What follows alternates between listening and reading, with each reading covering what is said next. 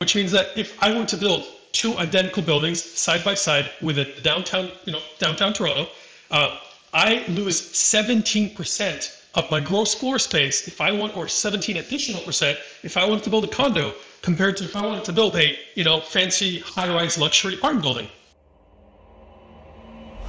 Hello, and welcome to Sink or Swim, a weekly podcast brought to you by Rentsync, where we take a deep dive into the PropTech, multifamily, and rental housing industry. In each episode, we uncover the technologies and strategies used to help overcome operational challenges and increase the value of your multifamily investments. So, let's get into our conversation today. Welcome back to Sink or Swim. I'm your host, Nicolina Savelli, and on this podcast, I chat with rental housing industry experts to learn how you can reach more renters, sign more leases, and maximize the value of your assets. And today, I have David Aizikov, Product Manager, Data Services at Rentsync, and Max Steinman, who has been recently announced as Interim CEO at Rentsync, to talk to me about the new Toronto Inclusionary Zoning policy that is taking effect in 2022. So before we get into the new policy, David, I haven't had you on the podcast yet, so I thought that this was a good opportunity to have you share a little bit about your background and the work you're doing at Rentsync. Absolutely. So in my background is as a real estate consultant.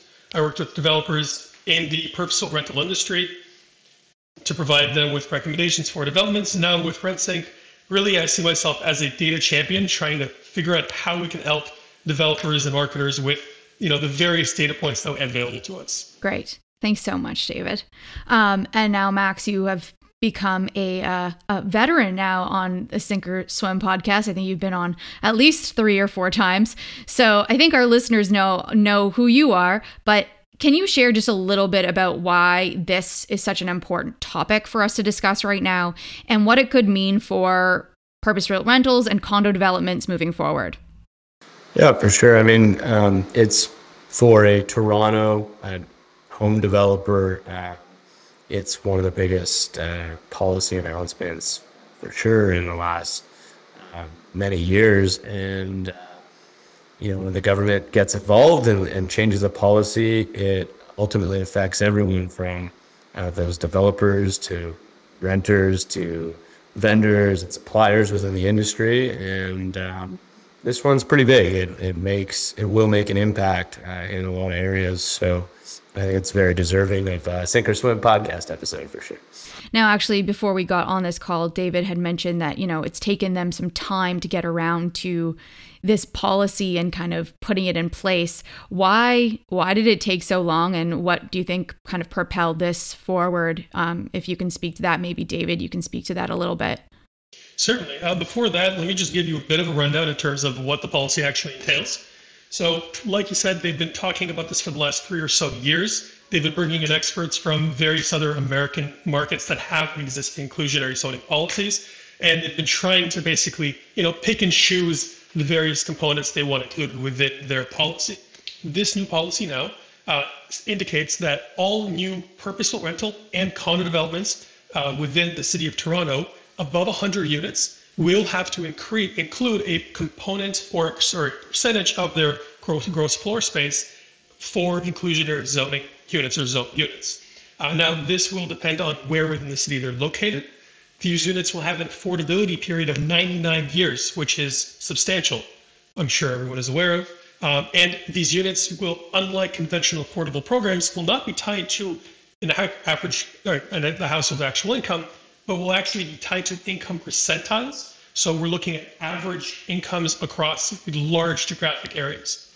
Right. Okay, great. So let's get into the policy because there's a lot of information there, and we'll kind of dig into it. So it will apply to all new developments around major transit station areas, according to the document that I read, and it will initially affect 5% to 10% of floor space of new condo developments in Toronto, with the goal to ramp up to 80% to 2% of floor space by 2030. It will also impact purpose-built rental developments, and we'll get into that conversation a little later. So what does this mean for developments already in progress? How do you think this will affect developers who had plans to build next year? Are we going to see developers walk back these plans? Is there a way to do that? Can you do that? I think that first and foremost, we should make this clear. Developments that are already in the pipeline, those developments that are going to be breaking ground in the foreseeable future, this will not affect them. This also won't affect buildings who are already in the process of going in for approvals. This is only going to be affecting new developments that are going to be going out to gain approvals starting in 2022. So this policy goes into effect next year. So all new developments that have not already submitted their architectural plans and various other municipal submissions will have to include some component of this policy in order to get approvals from the city. Okay, great. Let's talk about rents. You mentioned rents. Rents will be set on income and will be focused on household earnings of between $32,000 and $92,000, essentially capping rent at 30% of gross monthly income, which translates to approximately $800 to $2,300 a month, which is a pretty wide gap. Personally, I haven't seen rents below $1,500 a month in Toronto in a very long time. Will this affect the type of product we see available on the market at those lower rent rates? Like, how are they going to handle $800 a month rents in Toronto? How do you foresee this happening? It's really going to be interesting to see how this plays out. But I think ultimately, the people that are going to be paying for this are not going to be the renters in affordable units. They're going to be the renters in the market rate units or the owners in the market rate condo units. Because at the end of the day, the city is not offering to provide additional cash incentives. They're not providing any kind of non-monetary support to developers. They expect developers to eat the cost of these reduced units themselves. And at the end of the day, just like with all taxation, taxes are passed on. The buck is going to be passed on to the consumer, and the cost of living for your average household who isn't eligible for this inclusionary zone unit, or simply someone who wasn't able to get into one of these units, they're the ones who are going to be paying more. And this is the first time we've seen a policy that's sort of aimed not just at low income individuals. You see here that this can affect individuals earning up to $92,000 a year. I know there's been a lot of inflation and incomes have been rising, but I don't typically think of affordable housing policies for people who earn up to $92,000 a year. And so it's a very interesting policy in that regard. It's looking to control for a percentage of the middle class or for a percentage of middle income earners. It's looking to control what their housing costs are on a monthly basis. Yeah, I guess, you spoke to it a little bit, David, but can you just talk about why there's this massive gap between, it's $32,000 to $92,000. How did they reach that? Is there any insight you can provide as to why that gap is so wide? Is it because they're just seeing so many people not being able to find housing in that middle income range? Is that what they're trying to do here? Certainly. Within the actual policy framework, they specifically called out that this policy is meant to help school teachers, nurses, those working, again, as Max put it, with average incomes. These aren't low-income households. These aren't, your super wealthy households either. These are just, regular run-of-the-mill average income households.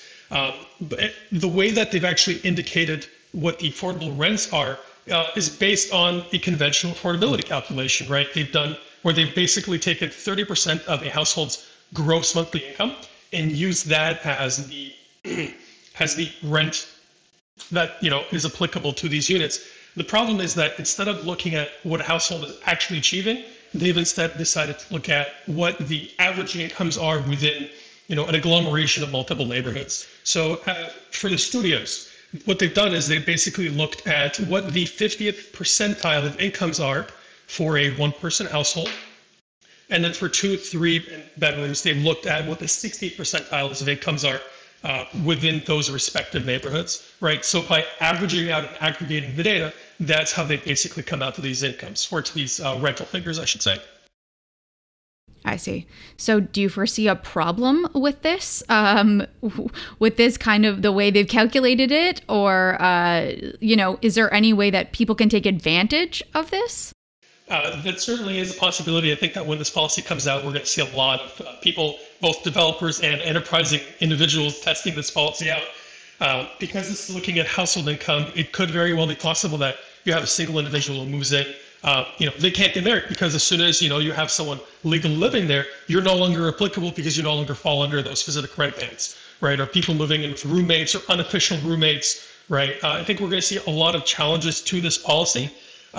Because at the end of the day, they basically fixed the rents based on average market incomes and then said, from now on, every year, you're only allowed to increase the rent based on the provincial guidelines, right? We can't actually look at what the real rate of inflation is. We can't even account for the fact that you may have just gotten a 30% increase in your gross monthly income because you were able to find a better job in life, right? And you can imagine some of the cat and mouse games that will go on now between both I guess the administrators, the government side or the city side, but also between renters and developers or landlords and the municipality as well. Like when the government comes in with new policy, often it incentivizes and creates, one of the consequences is it creates these sort of cat and mouse dances. And just an easy one to think about is, let's say you're privy to, one of the affordable housing units within a building, and your boss comes to you next week and offers you a raise.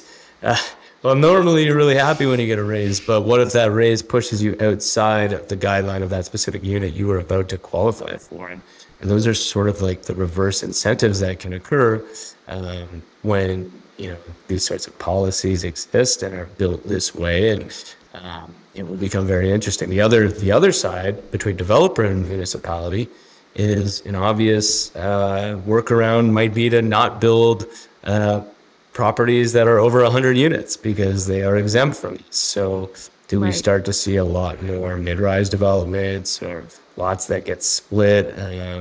Do we see like the trading of two lots where two developers can, trade land parcels and each build 99 unit buildings?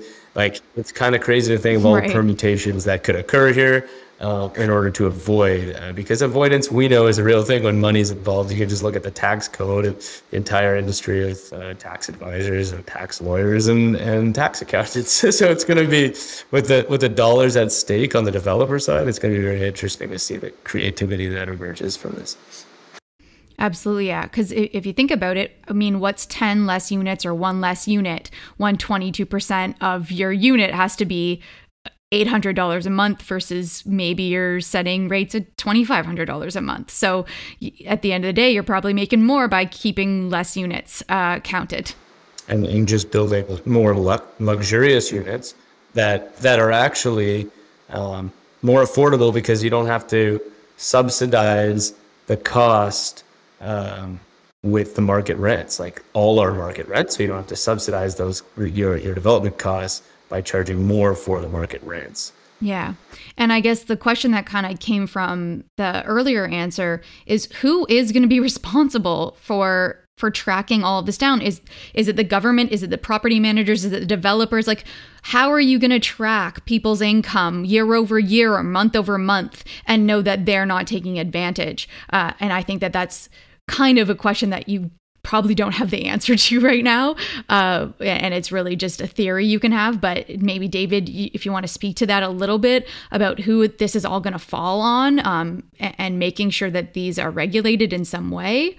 Yeah. Absolutely. So they haven't actually fully spelled out what the regulatory framework will look like around this. But what they have indicated so far is that, well, number one, developers are going to be responsible for ongoing reporting, recording, and tracking, right? They're going to be the ones who are going to have to be responsible to make sure that there are actually people in these units, and they're the ones who are actually supposed to be in there. They've also added additional, amendments, I should say, to try to fund or self-fund their internal administrative process as well. So a great example, the city should receive no more than 20% of the net proceeds of sales of an affordably owned unit during the 99 years of affordability, So what that means is every time one of these units turns over or someone decides to sell, the city will actually take 2% of the sale price. They're taking this as a means of, funding their own administrative process. But again, within the policy, they haven't actually explained what that money will be, put towards, whether the city is going to be the one that is going to be responsible to find and assign tenants, or will that be, will the onus be placed on the developer? And again, talk about the cat and mouse game that the renter can now play. It's creating a serious incentive for a renter to perhaps understate income. If they're an entrepreneur, take cash payment. The permutations are crazy now when you consider cryptocurrency as payment and all the other things that could happen to keep you in an affordable housing unit when maybe perhaps you don't deserve to be there based on the rules. It's going to be, I think the one takeaway is it's going to be really difficult. They're putting the burden mostly on the landlord or developer to administer, and it's going to be so difficult for them to do that based on all the potential consequences. Yeah, that's overwhelming, I think, for anyone to think about trying to figure out that process and putting people in place and hiring people to have to do that. That's an extra cost. Now, I do want to move just past this a little bit. We know that there are 3 distinct inclusionary zoning areas identified within the city. What areas have been identified and how were they determined, David? So there are 3 general inclusionary zoning areas or boundaries within the city of Toronto. The first one includes all of downtown core, including parts of Midtown. The second area, it includes areas like the beaches. It includes, Eglinton, and then just, the west side. And then the third area includes, Scarborough, the Scarborough Bluffs, Etobicoke, and then areas around, York University. So these 3 areas were basically determined based on grouping similar average market rents, and then looking at grouping neighborhoods by a similar sale price for new condo developments. They've also looked at a few additional components, but what they basically did is average house values and then grouped them, with, similar neighborhoods. Will this impact the cost of land in areas outside of these areas? Because will they become more coveted to not have to build there? Certainly. I think this is directly connected to what Max said earlier. This is going to start, it's going to create a cat and mouse situation where developers start moving further afield. They're going to try to build product that is not going to be, required to include a component of inclusionary zoning units. We're going to see developers moving further out to areas that didn't historically experience substantial new development. And I think that within these areas, we are going to see an increase in land prices. That was actually one of the reasons that they decided to extend the period of ramp up. So the program starts in 2022 and it gradually ramps up until 2030. Okay, and that was actually, again, one of the reasons they provided, because they wanted land prices to stabilize and increase over time gradually before they have, full onus of 22% of new condo developments in the downtown core. Or sorry, not 22%, but all new condo developments have to allocate 22% of their gross floor area. David, I'm curious if you know the answer to this yet, or if this is still something that's unknown. But what about renovations or flips of buildings, and also commercial to residential conversions, which are becoming more and more popular? Will this policy affect those projects as well? It absolutely will. So within the policy framework, they've indicated that renovated projects will not have to include inclusionary zoning within the existing residential floor space. However, any new residential floor space will have to include a component of inclusionary zone units. They haven't specifically spelled out whether this includes conversions from office to residential. However, retrofits of existing or renovation of existing buildings, unless they're adding new floor space, will not have to include this. And I guess that would be interesting to know if they have to renovate 100 units in order to be considered part of it, or if it's a 200-unit building and they're renovating 10 units, if now 5% have to be renovated and brought to market as an affordable option. Maybe you don't know the answer to that yet, but I'm sure those details are going to come up. It's also expected to impact approximately 3 to 5% of purpose-built rentals during the same time frame. What is the impact of this when it comes to planning a development now?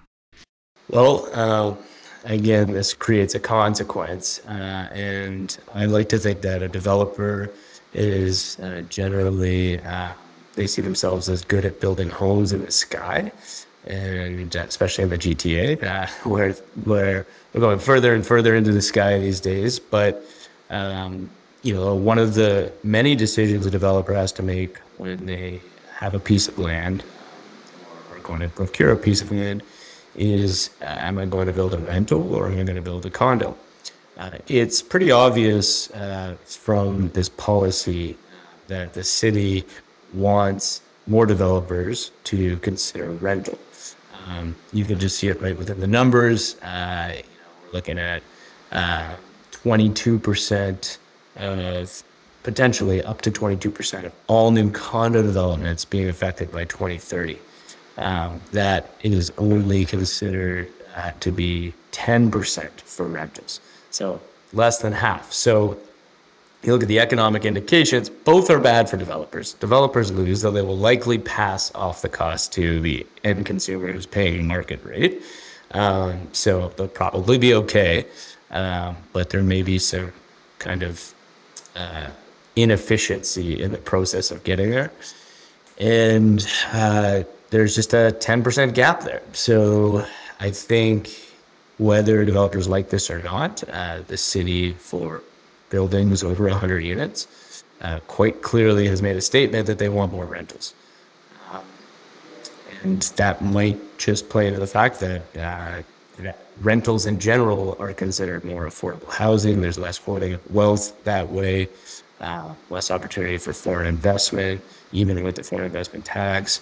So I think they just see that as a more efficient means to get more housing and rental prices down in the city of Toronto.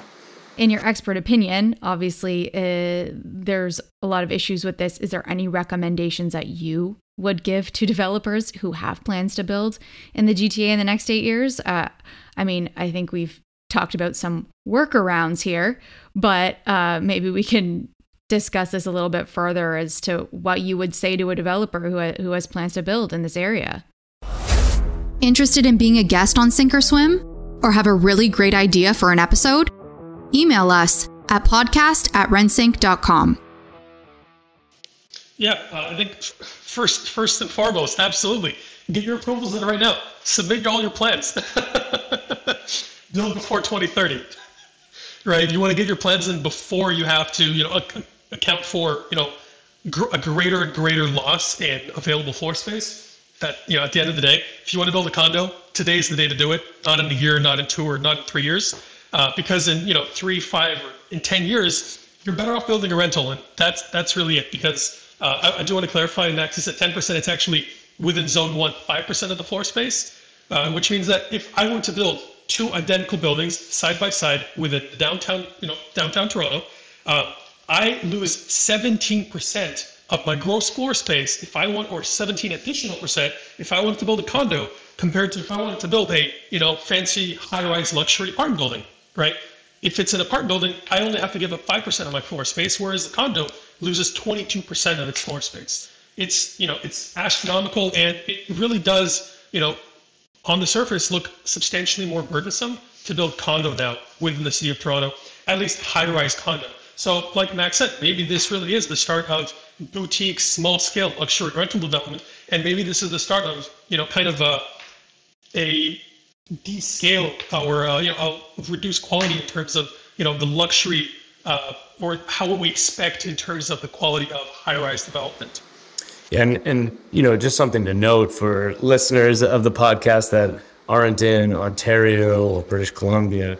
Ontario and British Columbia, in particular, Toronto and Vancouver, are sort of the condo capital of the world. A luxury apartment building development, for anyone in the U.S. who's listening, they're probably scratching their head going, what are these guys talking about? Like, nobody builds condos, high-rise condos here. They all build rentals anyways. So, ultimately for the developer community in Vancouver and Toronto, which is a very strong community, which has, which are, there's strong associations, like Build and FERPA, they're going to have to look at just their business probably differently, and really look to other cities, other municipalities, tour around, start to look at purpose-built rentals outside of Toronto. Montreal has really had a boost in purpose-built rentals in the last few years. Halifax has gone crazy. It's sort of like the purpose-built rental market of Canada, and the U.S., which is, cities like New York, which, are somewhat comparable to Toronto and Vancouver in terms of their culture and size. Chicago, you got to start going down and seeing what's going on, and how impressive these luxury rentals are. The city of Toronto has a bunch now too, so you don't even have to leave the city in order to get an idea, because this has already been a trend that's emerging over the last 3 or 4 years, and it's been a positive trend. This is, I think, just going to accelerate the amount of purpose-built rental developments going. So, that being said, this is kind of the first step for the GTA. Do you guys, David, foresee this policy being enacted elsewhere in other big cities in Canada? Have you seen anything similar come up? I assume if it works, or if they see a positive effect from it in terms of affordability, that it may be repurposed elsewhere. And that could impact, obviously, the developments in those areas as well. I think that long term, this may very well be, the floodgate that starts the eruption, right? It's gonna take quite some time to see what the actual market effects are on, the availability of more affordable housing, or even just cost of a market rate condominium unit or market rate apartment. I think that now that the city of Toronto has approved this, there are going to be a lot of, watchful eyes, we're just waiting, biding their time to see what we're actually going to, see as an outcome from this. In another 5 to 10 years, we may very well see another city in Ontario enacting an inclusionary zoning policy. It's likely going to be a larger, more urban center, whether that is, Waterloo or London, which we really don't expect, because a lot of these cities, they have substantial existing amount of available rental products. Sure. I think this is something that is going to be, much more important for really urban markets with really substantial issues of affordability. And in Ontario, that's Toronto. Yeah, that makes sense. I think there's winners and losers. So, we already identified that probably the economic winners here are going to be the secondary markets surrounding Toronto, because land prices are going to go up. There's going to be more development. There's going to be more jobs. And, it's going to be hard for those municipalities to then make themselves less competitive for developers. I think the timing of this is all quite interesting. When the downtown core of Toronto, there's a lot of question marks around the future of the kind of economic hub of the city of Toronto, which is right downtown, and all the office space down there now being only partially occupied, and just a lot less economic activity going on down there. Couple that with, hey, maybe, we are going to start developing more outside of the city to get around these policies, and housing will be, maybe higher quality outside of the city. It could be an interesting decision for the city of Toronto, and we'll have to wait many years to see what the effect of this is. That's always the case when these types of policies with development cycles come into place. With that said, are there any benefits for developers to build a product in these areas?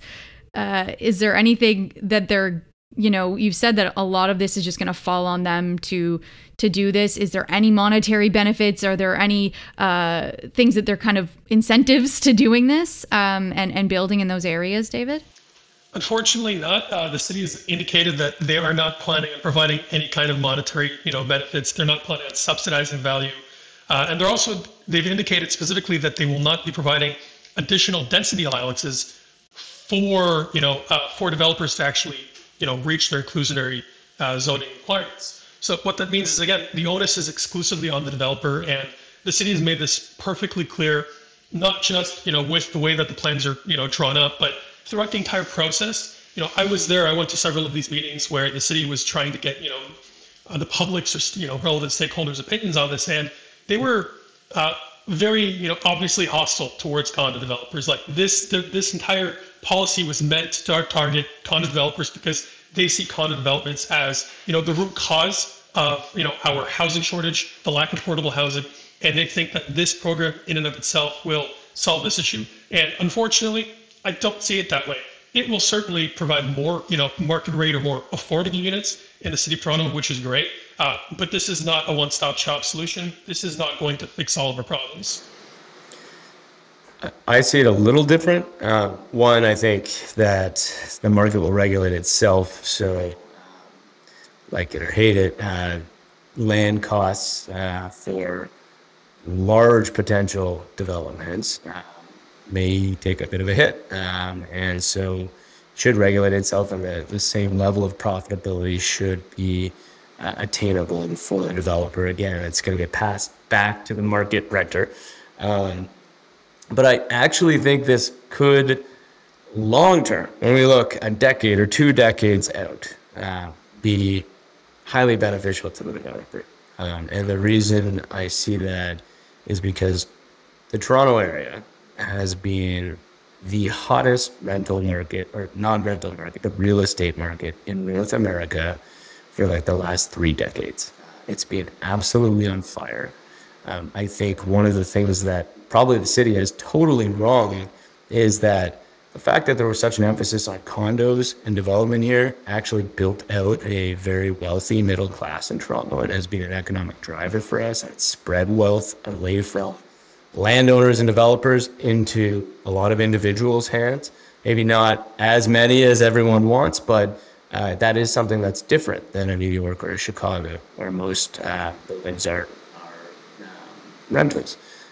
But if you think about the opportunity cost of all of those developers through the last 3 decades for building condos and not rentals, they made a lot of money. Don't get me wrong. They made lots and lots of money if you're developing the last 3 decades in Toronto. They would probably be sitting on a lot more assets and overall net wealth if they had built rentals. And so believing in the city, believing in the Canadian economy, I have to think that this is going to force more developers into building rentals, and maybe they're going to be less profitable week over week or day over day or year over year. But we're going to be sitting back 20, 30 years from now and going and looking at some of these developers and their holdings and going, holy smokes, they're empires now, because they've built so many rentals. So long term, I actually think it could end up benefiting us, benefiting developers if the economy, business environment stays really strong in Canada and in Toronto.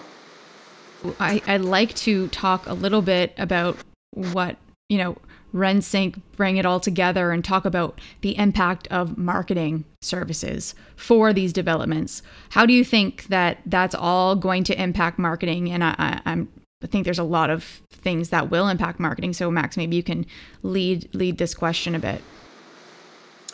Yeah, I think that it's likely we will see continued, and I say continued because it's already sort of been happening for the last 3 years, but a continued shift towards the condo development community, building rentals. And as a result, I think you're going to have to see a shift in the skill set of these organizations. There's a huge industry in Toronto around for sale marketing and for sale and condo not leasing, but brokerages and marketing efforts. And rental's not the same. It's not the same unit economics. It's not the same process in terms of marketing and selling, in this case leasing. And there's going to have to be a skill set shift or adjustment for a lot of these developers who are going through it for the first time. It's an area that we're really familiar with, and and can certainly help these companies with, and look forward to helping these companies with. So that's the first thing. I also think it could be very interesting. It's an interesting problem when you think of it kind of from a 1,000-foot view, with luxury over 100 unit developments that now you've got in a condo position, you're maybe trying to sell $1 million plus condo units that also have the 20% of the building as affordable housing, and whether that should be kind of viewed as a negative or not, I think a lot of consumers will feel uncomfortable about that, and that's a marketing challenge and a branding challenge that a lot of marketers will have to go through. And on the rental side, it's the same thing. We've just started to kind of build a new level of product in the city for rentals. And you have to wonder if that will continue, or if this will move the needle more towards like a B+ asset class or A- asset class, because it's hard to bridge the gap between somebody who's going to be paying $3,500 a month for a 2-bedroom when they don't feel comfortable about the fact that there's people in that building who are only paying $1,200 a month or $1,500 a month. And there's that perception that's going to be really challenging to deal with. And I think at the end of the day, that's going to cost money too. You're going to have to invest into that problem and invest further into marketing in order to get the right messaging across and make. And I mean, this is a very extreme example of kind of this, but I don't know if anyone's watched like the Cecile Hotel documentary, and they have the one where it's the students coming in and they've kind of got nice luxury loft apartments in there, and then you've got this like Cecile Hotel, which is a completely different atmosphere, a completely different brand completely. And it's like, is that what they're going to be up against? Is that how these buildings are going to be segmented now? Which, you're going to have to hire 2 different marketing teams to basically cover the spectrums of those 2 areas. That's a fantastic analogy. And kudos for coming up with that on the spot, because that's very much the problem. And whether it's deserves to be the problem or not, some people will look at it that way. Keep in mind, this is not low-income individuals. No. As David said, the policy is aimed at nurses, teachers, middle earners, right? Average salaries. So it shouldn't really be looked at like that, but no. It will create resent. Like, there's no doubt. There's all sorts of resent that it will create between residents. Not that they'll necessarily know or have the ability to know, but they'll know 20% of the building or 5% of the building is, that they're subsidizing those people in their own community. And I think one of the saddest things about this policy, if it's not handled correctly, is that I think it creates a larger rift between the typical landlord and the typical renter. And this is always something that's played out in the media, and is a real problem. And I think we were starting to see that relationship turn a little bit in the last few years with some of these luxury rental buildings and just purpose-built rental in general, luxury or not, and an emphasis on customer service and being a good landlord, and that being a competitive advantage in the market. And the view shifting from, that renters are just like, annoying people that live in your building to these are our customers. And I can't help but think that this is not going to help the industry move forward towards having better customer service for renters. So I'm also concerned about that. Yeah. I mean, I even feel with that Cecile hotel example, it was the same thing. The customer service on one side was very different from the customer service on the other side. And people were basically able to run rampant in the other side of the hotel. So yeah, I mean, obviously that's a very extreme scenario, and hopefully that doesn't happen. I just think that this income gap is gigantic of what they're trying to provide affordability for, and it could cause a lot of the issues that you've just gone through. So I want to kind of wrap this up now with some parting words, thoughts on what you expect Toronto developers to do now that these policies have been passed. Well, let me start off quick. I know, Max, you've had tons to say about this, but I think overall, I think this is going to motivate more rental development. I think you are right. Long term, this is going to benefit the city, but I don't think it's going to be the solution to our affordability crisis. I think all this is going to do is it's going to change where development, or where we have new developments coming up. It's going to incentivize the revitalization or even gentrification of different communities within the city. I think the city is going to have to keep up to their 5-year plan to revise and review. And I think long term, we're just going to have more purpose rental in the city. Max, any parting words? Any last thoughts on this? Yeah, I've got to double down on the theme there, which is for your average condo developer, I think you really got to start to look at rental. You probably have already been looking at it because of the way things have been trending in the last few years. But now with a heightened level of seriousness, and to your average apartment building developer, it doesn't change things too much, other than maybe the overall quality of the building that you're going to develop. If it's over 100 units, you just really got to look at the feasibility and do the unit economics and pay close attention, because you've got this coming. And otherwise, it's there's going to be more of you. It could increase competition.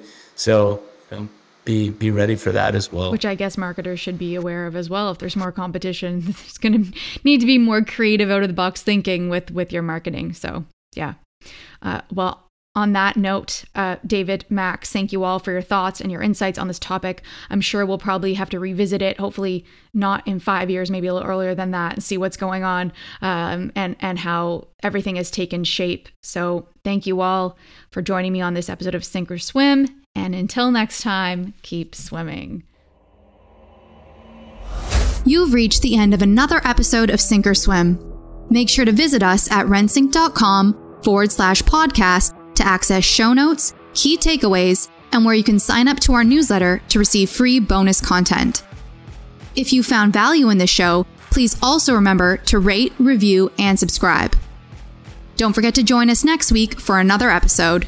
Thanks for listening.